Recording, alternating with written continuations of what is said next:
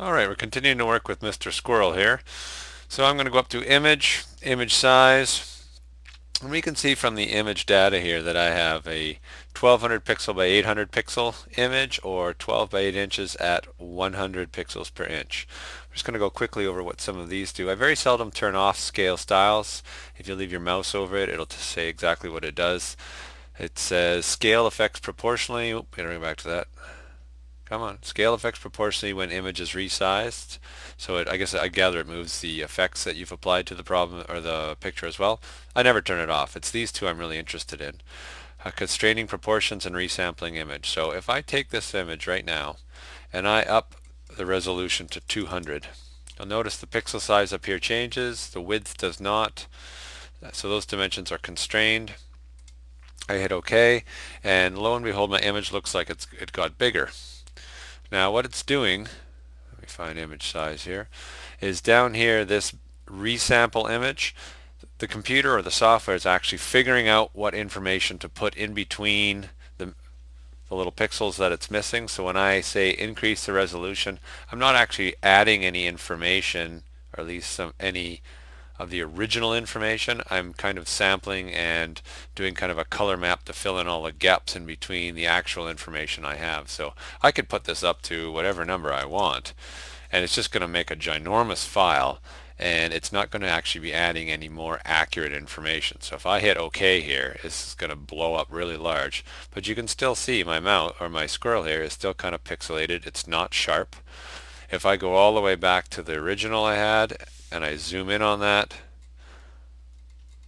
okay, they look pretty similar. So there's one, there's the other. Now one has more pixels than the other, but the overall sharpness and the quality of the image has not improved. So I'm just going to go back here and work with the smaller image.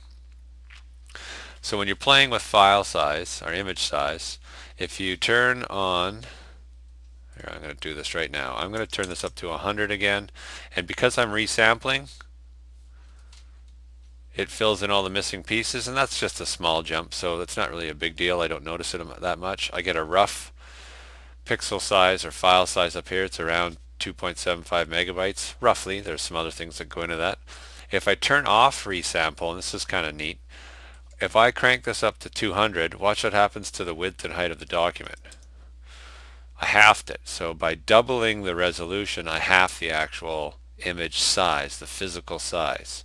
If I go back to 100, I now have a 12 by 8 at 100 pixels, because I'm looking for numbers that are going to give me a ratio or a constant 1200 by 800. So if I crank this up to 400, I get a 3 by 2, because 3 inches at 400 pixels per inch gives me the 1200 inches or pixels I want.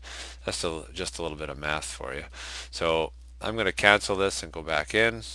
Image size, I'm going to leave it at 12 by 8 by 100. Constrained proportions, you'll notice the little linking chain links here turn off. I can now change the width or the height independently, and if I do that though, there's a problem. It starts to stretch my image. So you want to be really careful with that one, because normally our pictures are already on the right ratio or the right proportion. So I'm going to go back in here, constrain, and see how these go back on. So I'm just going to undo that with my history and get back to here. And the last thing I want to look under here is canvas size. This is kind of a neat one. This shows you your original image size. Now I can do this relative, or I can do it absolute. If I say relative, I'm just going to add 2 inches, oops, not 20, 2 inches to all sides of this picture. If I start clicking on these arrows, it's going to add 2 inches on the left and right, and it's going to apply the other 2 inches completely on the bottom. So I'll put it dead center for now. So it should be adding 2 inches in both directions for a total of, should be 1 inch on each side. So when I hit OK, now you'll notice it's put this disgusting sort of orange color on here. You can see the background color here on my color palette. You can see how it's added that to the background layer in my layers palette. If I go up to my image size, you'll notice I'm now at 14 by 10. I've added 2 inches to the overall picture. You can see here on my rulers If I grab a guide, oh, gotta get out of here first. Grab a guide with my rulers. There's my guide. You'll see there's an inch added on the top and an inch added on the bottom. Okay, so I'm going to backtrack again and do this one more time. So I'm going to go back into canvas size and I'm going to move it up now. I'm going to add 2 inches again and 2 inches, but this time you'll notice it's going to apply most of the 2 inches for the height is going to go underneath the image. You can see the canvas extension color here, so instead of background of that ugly purpley or orangey color, I can choose white, black, gray, the foreground. I'll just go with foreground for now, which is white. I hit OK, and now I have 1 inch on the sides here, but you'll notice the 2 inches I applied is applied to the bottom. There it is, from 8 to 10. So that's how you use canvas size. I'll give you one little quick hint that I like to work with when I'm doing canvas size is I free the background layer, and then I create another layer and I slide it underneath. Now you can either bucket fill this. Now you can't see that because the squirrel layer is on top, but then when I change the canvas size, what I'm actually going to do is I'm just going to add 2 inches to the width. Actually, I won't do that. I'll add 3 inches to the width and 2 inches to the height. Now, why did I use 2 and 3? Because that's the same ratio as 8 to 12. And we'll talk a little bit about that math as we get a little further in. But now when I do this, I'm actually going to have the same size or same proportion in my image.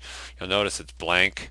If I turn off the squirrel, there's my white layer. I'm just going to use the bucket fill to finish it off.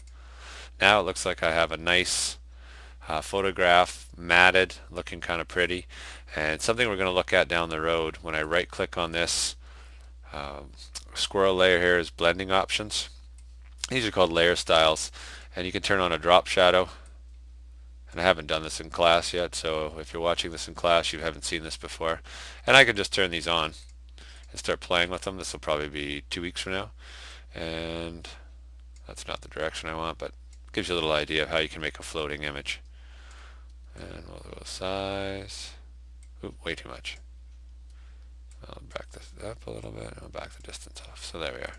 So there, I've created a bit of depth to my image. It looks like my image is floating on top of a white mat, and that's called a layer style, and that's a preview for next week's lesson. But if you want to start going in there and looking around, all the power to you. So there's image size we looked at and canvas size, and then we'll get back to masking and layers and a whole bunch of other neat things.